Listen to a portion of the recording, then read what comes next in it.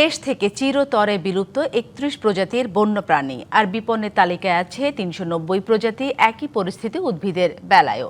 এরই মধ্যে বিলুপ্ত ৭ প্রজাতির উদ্ভিদ আর ঝুঁকিতে আরও প্রায় ৪৫৮টি। এখনই সঠিক পরিকল্পনা নিতে না পারলে সামনে আসবে আরও করুণ পরিস্থিতি। তবে সরকারের দেশব্যাপী বৃক্ষরোপণ ও বনায়ন কর্মসূচিতে কিছুটা হলেও আশা দেখছেন বিশেষজ্ঞরা।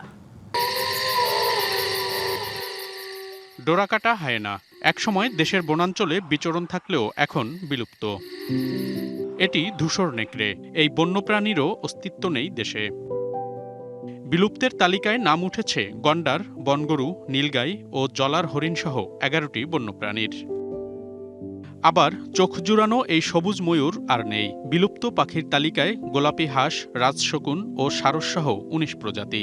আর সরীসৃপ শ্রেণীর মিঠা পানির কুমিরও বিলুপ্ত।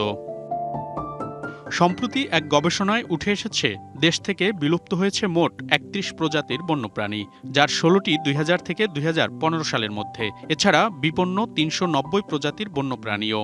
এর মধ্যে মহাবিপন্ন প্রাণী ৫৬টি, বিপন্ন ১৮১টি ও ঝুঁকিতে ১৫৩টি প্রজাতি। আবার ঝুঁকির কাছাকাছি রয়েছে ৯০ প্রজাতির প্রাণী। প্রাণী বিশেষজ্ঞরা বলছেন, বিলুপ্তের কারণ অনুসন্ধান এবং ঝুঁকিতে থাকা প্রাণীগুলো রক্ষায় এখনই সর্বোচ্চ গুরুত্ব দিতে হবে। বেশ কিছু প্রজাতি কিন্তু আমরা হারিয়েছি গত কয়েক দশক ধরে।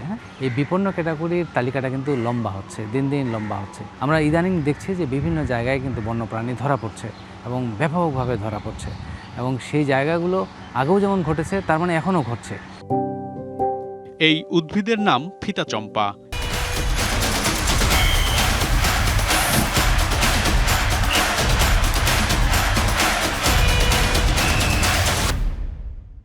একসময় বাংলাদেশের বিভিন্ন এলাকায় থাকলেও এখন পুরোপুরি বিলুপ্ত। অস্তিত্ব নেই কুরাজেরিরও। একইভাবে বিলুপ্ত হয়ে গেছে থার্মাজাম ও গোলাঞ্জনও। সম্প্রতি এক গবেষণায় বাংলাদেশ থেকে এমন ৭ প্রজাতির উদ্ভিদ বিলুপ্ত হয়ে যাওয়ার তথ্য পাওয়া গেছে। এছাড়াও বন্য পরিবেশ থেকে বিলুপ্ত হয়েছে তালিপাম, বাঁশপাতা ও বনখেজুর নামের মহাবিপন্ন উদ্ভিদ ৩টিও। এই তালিকার বাইরে মহাবিপন্ন অবস্থায় ৫টি উদ্ভিদ, বিপন্ন ১২৭টি, সংকটাপন্ন ২৬২টি এবং প্রায় সংকটাপন্ন তালিকায় ৬৯টি উদ্ভিদের নাম উঠেছে গবেষণায়। ঝুঁকিতে থাকা উদ্ভিদ সংরক্ষণে এখনই উদ্যোগ নেয়ার উপর জোর দিচ্ছেন উদ্ভিদ বিজ্ঞানীরা। টোটাল একটা ডাটাবেস লাগবে, মানে কোনটা কোন অবস্থানে আছে সেটাকে চিহ্নিত করতে হবে, এবং যেটা যেখানে আছে সেখানে ওটাকে অ্যাজ ইট ইজ রাখার ব্যবস্থা করতে হবে।